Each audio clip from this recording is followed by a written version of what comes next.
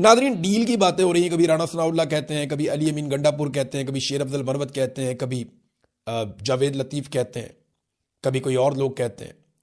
इमरान खान की बहनें भी कहती हैं। इमरान खान भी कहता है कि मैं तो डील नहीं ले रहा अपने लिए, पाकिस्तान के लिए मेरे साथ बात करो, रास्ता निकालो, इलेक्शन करवाओ, मैं तैयार हूँ, मैं किसी से बदला नहीं लूँगा, लेकिन इंसाफ तो करना पड़ेगा। तो अब ये जो मामला हैं इसमें अलग अलग बातें की जाती हैं। मैं आपको एग्जैक्टली बताता हूं कि कहां कहां पे डील की बातें हुई और खबरें बाहर आई और ये कितनी मरतबा हुआ। एक तो डील की लगभग कुछ 6 कोशिशें हुई हैं अब तक। 4 अगस्त को इमरान खान साहब को सबसे पहले कहा गया कि आप पाकिस्तान छोड़ दें वरना कल आपको गिरफ्तार कर लिया जाएगा। डील की पहली ऑफर। दूसरी 9 और 10 फरवरी को जब इमरान खान साहब को इलेक्शन जबरदस्ती डकैती मार के छीन लिया गया तो तब उन्हें ऑफर किया गया कि हम आपको एक खास तरह की हुकूमत बना देते हैं, आप कंप्रोमाइज कर लें। इमरान खान साहब ने फिर इनकार कर दिया। अक्टूबर 2024 में दोबारा से डील करने की कोशिश की गई जब एहतजाजी तहरीक अपने उरूज की तरफ जा रही थी। फिर नवंबर 2024 में दोबारा कत्लेआम से पहले डील की कोशिश की गई और वही बातें अली अमीन गंडापुर और बाकी लोग बताते हैं, लेकिन इमरान खान साहब नहीं माने। फिर अमरीकी डॉक्टर्स आए, अमरीकी बिजनेसमैन आया, इमरान खान साहब से मिला। इमरान खान साहब ने उनको भी साफ इनकार किया। तो ये डील की एक और कोशिश थी। और अभी हाल ही में इमरान खान साहब की आंख की बीमारी के दौरान एक मरतबा फिर कोशिश की गई कि इमरान खान साहब को किसी तरह से कोई रिलीफ इमरान खान साहब की पार्टी मांगे। इससे पहले आपको याद होगा अली अमीन गंडापुर ने यह कहा था कि इमरान खान साहब को जो है वो एक पैरोल के ऊपर रिहाई दी जाए, तो उस पर इमरान खान साहब ने नाराजगी का इजहार किया था। अब वो पैरोल पे रिहाई तो चाहते ही नहीं है, ना इमरान खान साहब बनीगाला जाना चाहते हैं। हाँ, अपनी आंख का इलाज वो करवाना चाहते हैं जो उनका हक भी है और उनको ये इलाज मिलना चाहिए। किसी भी लीडर की आंख ज़ाया करना या किसी ऑर्गन को ज़ाया करना ये इंतहाई नामुनासिब है और ये सख्त ज़्यादती है। और इस चीज़ को ये डील के लिए इस्तेमाल कर रहे थे, इमरान खान साहब ने साफ इनकार कर दिया।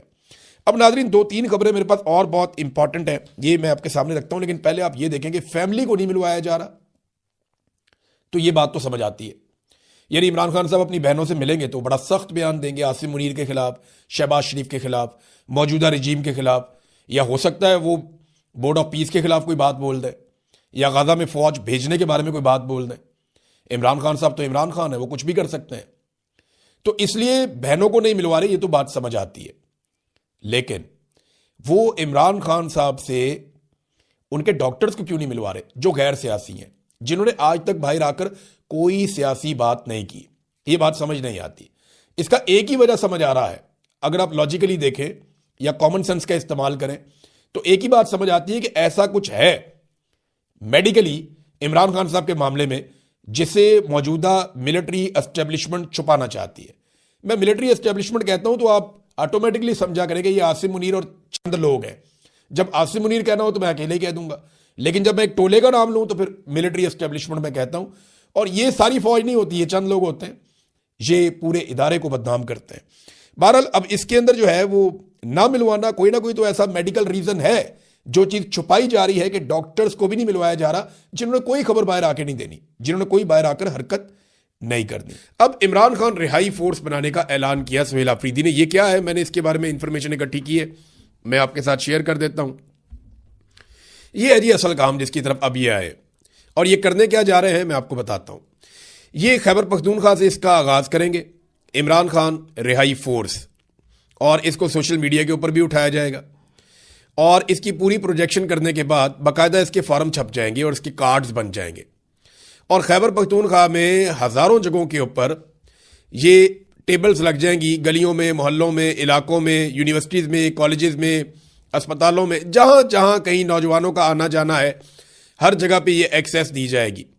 पहले नौजवानों की एक बहुत बड़ी तादाद चुनी जाएगी ज़िलों के अंदर, फिर उसके बाद तहसीलों के अंदर, फिर उसके बाद जो है वो नीचे वार्ड्स तक, यूनियन काउंसिल तक, तरीके इंसाफ की पूरी एक तंजीम तो मौजूद है। वहाँ लोगों की ड्यूटीज़ लगेंगी कि आपने एक टेबल रखना है और उसके ऊपर आपने ये बुक रखनी है और इसके ऊपर हलफनामा लिखा हुआ है। यहाँ पे आप जो है वो जितने भी मेंबर्स बनते जाएंगे उनका रिकॉर्ड आपने जमा करना है और हर मेंबर को एक कार्ड दिया जाएगा, इमरान खान रिहाई फोर्स का कार्ड।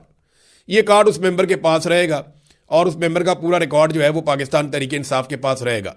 हर मेंबर को ये पता होगा उसकी ड्यूटी क्या है और रोज़ाना की बुनियाद पे पाकिस्तान तहरीक इंसाफ ये अनाउंस करेगी कि आज हमारे जो मेंबर्स हैं उनकी तादाद इतनी हो गई है। इमरान खान रिहाई फोर्स जो है इसकी तादाद फ़र्ज़ करें आज 22,000 है, कल 30,000 है, परसों 45,000 है, उसके बाद 1 लाख है, 1.5 लाख है, 2 लाख है। वो जितनी तादाद बढ़ती जाएगी वो साथ साथ अनाउंस करते जाएंगे, और ना सिर्फ अनाउंस करते जाएंगे बल्कि इन नौजवानों को ये सोशल मीडिया के साथ भी जोड़ेंगे। ये जितने नौजवान इमरान खान रिहाई फोर्स का हिस्सा बनेंगे, इन सबको सोशल मीडिया के साथ भी जोड़ा जाएगा। पाकिस्तान तहरीक इंसाफ के तमाम विंग, चाहे वो वकला विंग है, चाहे वो खवातीन का विंग है, चाहे वो यूथ विंग है, चाहे वो ISF है, वो जितनी भी तंजीमें हैं पाकिस्तान तहरीक इंसाफ की, वो तमाम तंजीमें जितने नौजवान हैं वो इसके अंदर मेंबरशिप ले सकेंगे। और ये तंजीम चलेगी इमरान खान साहब की रिहाई के दिन तक। जिस दिन इमरान खान रिहा होंगे वो इस तंजीम का शुक्रिया अदा करेंगे और ये तंजीम तहलील हो जाएगी।